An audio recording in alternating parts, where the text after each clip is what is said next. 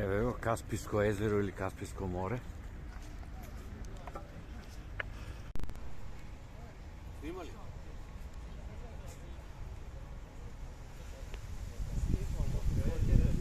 Еве уште една атракција да посетиме, тоа е трговскиот центар у форма на цветот лотос. И тоа ни е планирано на променадата тука у Баку.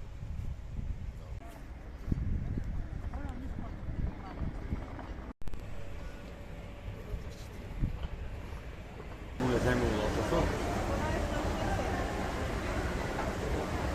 Многу убаво.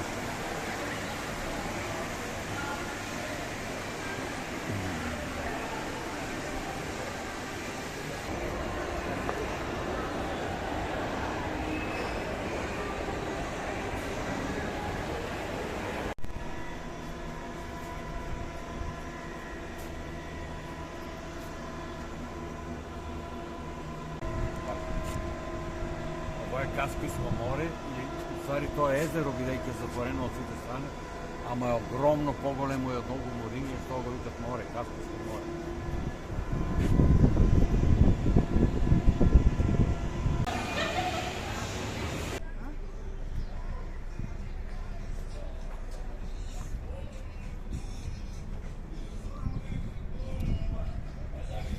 Убава фонтана. Не работе, ама ставно убава.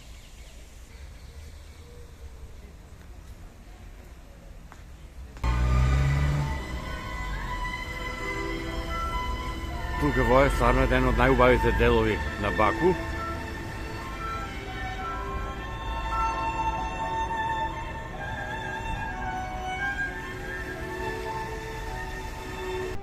Еве дојдеме до уште една атракција, Мала Венеција.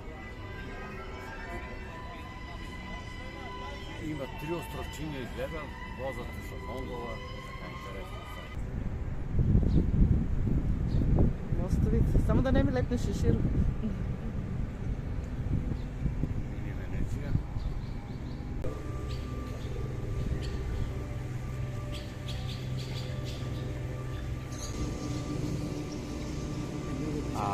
Да кажам дека